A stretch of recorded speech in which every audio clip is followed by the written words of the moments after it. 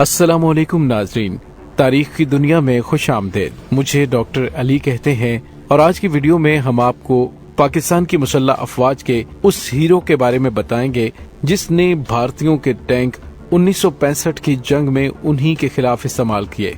Video की तफसील में जाने से पहले हमारे चैनल को सब्सक्राइब कर लीजिए और बेल आइकन को जरूर दबा दीजिएगा ताकि हमारी आने वाली वीडियोस सबसे पहले आप तक पहुंच सकें। नाज़रीन, फखरुद्दीन ने 15 बरस की उम्र में घर छोड़ा और उसके बाद हमेशा के लिए दरबदर हो गए। लोगों की नजरों में वो एक ऐसे सिपाही हैं जिन्होंने दूसरी जंग अजीम और पाकिस्तान और भारत के दरमियान 1965 की जंग में शिरकत की, लेकिन अपने लिए वो एक लावारिस शख्सियत हैं। फखरुद्दीन की पैदाइश भारतीय शहर बरेली के शहर सिपरी की है, जहां उनका खानदान काश्तकारी से मुंसलिक था। एक दिन नौजवान फखरुद्दीन अपने दोस्तों अली नासिर, अब्दुल मजीद और निसार के हमरा लखनऊ पहुंच गया, जहां से उसकी जिंदगी ने एक नया रुख इख्तियार किया। वो बताते हैं कि वो दिन भर शहर में घूमते रहे, रात को एक कोठी के बाहर फुटपाथ पर लेट गए। आधी रात को कुछ लोग बाहर निकले, जिनमें से एक शख्स ने दरबान को बुलाकर कहा कि ये छोरे यहाँ क्यों सो रहे हैं। दरबान हमें साथ ले गया। करीब जाकर देखा तो नेहरू साहब खड़े थे। उन्होंने पूछा कि कहाँ से आए हो। हमने उन्हें बताया कि बरेली से आए हैं। नेहरू साहब ने कहा कि बाहर मत सो। उन्होंने दरबान को हमें अंदर ले जाने के लिए और खाना देने की हदायत की।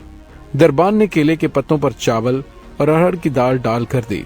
फखरुद्दीन के मुताबिक जब सुबह को वो उठे तो मेज पर मिट्टी के बड़े बड़े गिलास पड़े हुए थे। दरबान ने वो धुलवाए और गिलास में लस्सी भर दी और साथ दो पूरियां भी दी और कहा खाओ और यहाँ से भाग जाओ। फखरुद्दीन बताते हैं कि वो 21 मार्च 1942 का दिन था जब नाश्ते के बाद वो शहर से निकले तो डंडे वाले अहलकार घूम रहे थे। उन दिनों दूसरी जंग अजीम के लिए भर्ती जारी थी। अहलकारों ने पूछा कि फौज में भर्ती होगे, तो उन्होंने हामी भर ली। उन अहलकारों ने उन चारों को टांगे में डाला और छावनी में छोड़ आए। तरबियत के दौरान 2 घंटे नज़्मो ज़ब्त सिखाते और ये बताते रहे कि अपने ऑफिसर की पहचान किस तरह करनी है।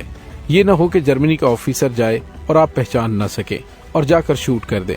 इसी दौरान फौजी ट्रक और टैंक, राइफल और मशीन गन चलाना भी सिखाई गई। फखरुद्दीन तरबियत के बाद अपने बाकी 3 दोस्तों से अलग हो गए। उन्हें जहाज में सवार करके समात्रा और जावा ले जाया गया। फखरुद्दीन बताते हैं कि वो पहली बार हवाई जहाज में सवार हुए थे।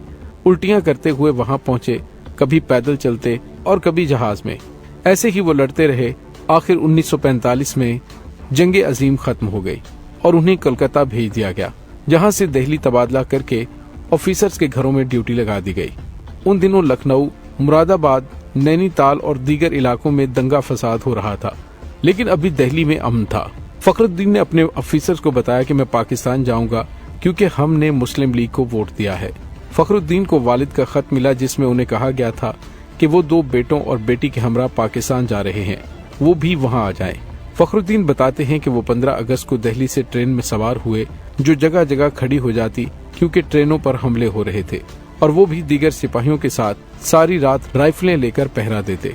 तवील सफर के बाद जब उनकी गाड़ी अटारी के करीब पहुंची तो वहां एक गाड़ी पहले से खड़ी थी जिसके अंदर कटी हुई लाशें पड़ी थीं, जिन्हें वहां ही दफन किया गया। फखरुद्दीन के बताते हुए बूढ़ी आंखों में आंसू आ गए। वो बताते हैं कि वहां उन्हें वालिद का कटा हुआ सर नजर आया। अब मेरी दलेरी देखो कि मैंने सर को उठाया और तौलिए में लपेट लिया। जब लाहौर पहुंचे तो सूबेदार ने पूछा, तुमने अटारी से क्या उठाया था? जब उसने तौलिए में सर देखा तो पूछा, ये क्यों उठाकर लाए हो? तो मैंने उसको जवाब दिया कि मेरे वालिद ने पाकिस्तान को वोट दिया था, उनकी तदफीन पाकिस्तान में होनी चाहिए। मुझे धड़ नहीं मिला, वरना उसको भी ले आता, लेकिन उन्होंने सर छीन कर वहाँ स्टेशन पर ही उसे दफन कर दिया। पाकिस्तान में फखरुद्दीन का नौशहरा और बाद में रिसालपुर तबादला कर दिया गया, जहाँ वो जले हुए टैंकों की मुरम्मत करते थे। वो बताते हैं कि उन दिनों जो थोड़ा बहुत लिखना पढ़ना जानते थे उन्हें तरक्की देकर कैप्टन बना दिया जाता था, क्योंकि उन दिनों ऑफिसर ज्यादा नहीं थे। उन्हें मिनिस्ट्री ऑफ डिफेंस कांस्टेबलरी डेरा गाजी खान भेज दिया गया और वहां से जेहलम में एमुनेशन डिपो आ गए और आखिर रिटायरमेंट ले ली। रिटायरमेंट के बाद फखरुद्दीन कराची गए। वो कहते हैं कि उस वक्त जो कराची है वो हमारा नहीं। सारी रात फिरते थे लेकिन कोई खौफ व खतरा नहीं था। हमारी कराची तो खत्म हो गई। नाज़रीन, पाकिस्तान और भारत के दरमियान 1965 की जंग में उन्हें महकमा दिफा ने चिट्ठी लिखकर तलब कर लिया। फखरुद्दीन का कहना था कि उन्हें मुतनब्बे किया गया कि अगर ना आए तो पेंशन बंद कर देंगे। रसालपुर से जहाज के जरिए सिंध के सहराई इलाके छोड़ पहुंचाया गया, जहां भारतीय स्टेशन मोना बाव पर कब्जा हो चुका था। फखरुद्दीन बताते हैं कि हम वहां टैंक से गोलाबारी करते थे, ये पता नहीं था कि सामने जाकर कहां लगता है। 17 दिन तक यही काम कर रहे थे, फिर वापस आ गए। हमारे पास मार्क 5 मॉडल के छोटे टैंक थे। हमने इंडिया के 3 टैंक पकड़े थे जो जदीद थे और उनमें गोला बारूद भी भरा हुआ था। फखरुद्दीन ने बताया कि भारत के टैंक उन्हीं पर हम इस्तेमाल करते थे। फखरुद्दीन के मुताबिक उन्होंने वहां 6 माह गुजारे और इस दौरान रमजान आ गया, लेकिन जनरल अयूब खान के हुक्म पर किसी ने रोजा नहीं रखा, क्योंकि उनका ख्याल था कि इससे वो कमजोर हो जाएंगे और लड़ नहीं पाएंगे।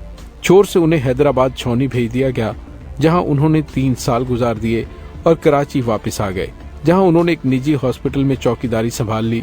बुजुर्ग फखरुद्दीन सुल्तानाबाद के इलाके में एक धोबी घाट में रहते हैं, जिनके मालिक से उनकी दोस्ती थी। उन्होंने शादी भी नहीं की। ऐसा क्यों नहीं किया, इसका उनके पास कोई जवाब नहीं। फखरुद्दीन के पास बरतानवी हुकूमत और पाकिस्तानी हुकूमत की जानिब से उनकी खिदमात के एजाज में दिए गए तमगे मौजूद हैं, जिनकी हाल ही में उन्होंने पॉलिश करवाई है। वो बताते हैं वो 1950 तक अपने गांव खत लिखते रहे, लेकिन कोई जवाब नहीं आया। उन्हें यकीन है कि सारे दंगों में सब लोग मारे जा चुके हैं। उम्र के इस हिस्से में उन्हें तन्हाई का एहसास होता है और ये ख्याल आता है कि काश उनका अपना भी कोई जिंदा होता। नाज़रीन, ये थी वतन अजीज के लिए सब कुछ कुर्बान करने वाले एक ऐसे गुमनाम हीरो की कहानी, जिसने दुनिया के 3 ममालिक, जिसमें पाकिस्तान, भारत और बरतानिया शामिल हैं, वहां पर खिदमात सरंजाम दी। उम्मीद है आपको फखरुद्दीन की ये कहानी पसंद आई होगी। कमेंट सेक्शन में इस गुमनाम हीरो के लिए अपने ख्यालात का इजहार जरूर कीजिएगा। इसके साथ ही डॉक्टर अली को इजाजत दीजिए।